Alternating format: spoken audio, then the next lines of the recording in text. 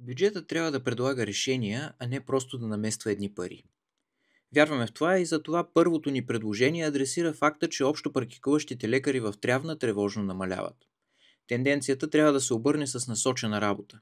Ние предлагаме първата стъпка в тази посока да бъде създаването на стипендиантска програма за студенти и специализанти, които в замяна на тази подкрепа да се ангажират да открият практика в нашата община.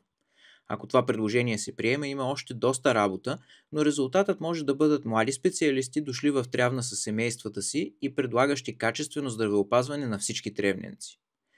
Второто ни предложение няма да изненада никого. Да проектираме реконструкцията на речните водохващания на Гръбчево. Всички институции признават проблема с мътността на тревненската вода, но казват, че за да отпуснат финансиране, трябва да имаме проектна готовност. Помогни си сам, е казал народа. Надяваме се на подкрепа за това предложение, предвид приетата единодушно преди 2 месеца декларация от Общинския съвет, в която тези водохващания са приоритет. Докато решим този проблем обаче, основният източник на питейна вода остават местните водоизточници, а те не са в добро състояние.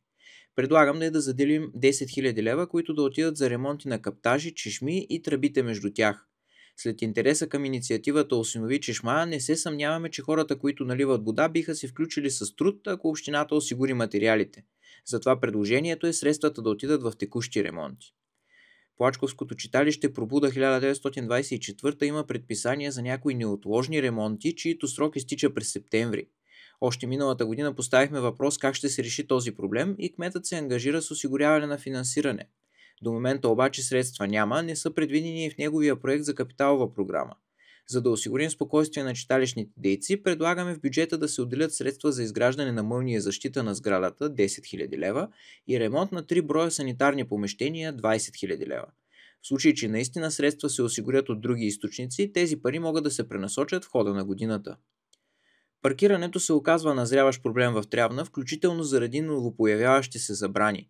Една такава е след двете кръгови в посока на ГПИ, където вече не може да се спира, от което страдат магазините в района. Предложението ни е да се направят джобове за паркиране. Участъкът е част от републикански път, поради което е нужен проект и съгласуване с АПИ. Затова предлагаме обектът да е на инженеринг със стойност 15 000 лева. Бюджетът предвижда изграждане на 4 легнали полицая.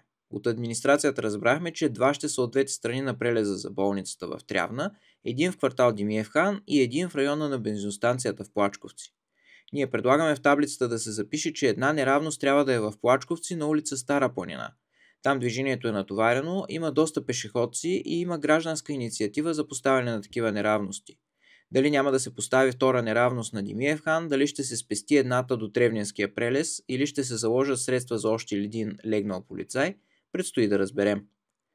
В Хитревци има една улица, която прилича повече на поляна. Още в предизборната кампания обещахме да се борим тя да заприлича на улица.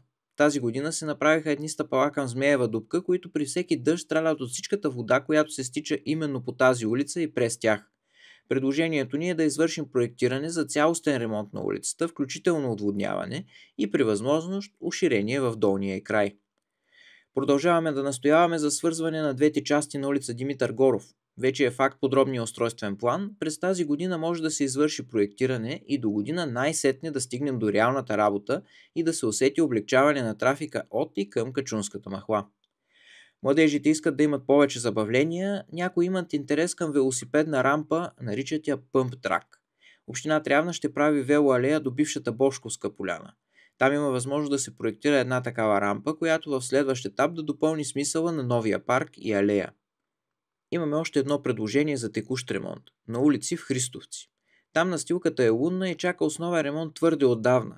Дали ще дочака не е ясно, но за да не се загуби някоя гума между дупките, предлагаме все пак да се изкърпи поне малко.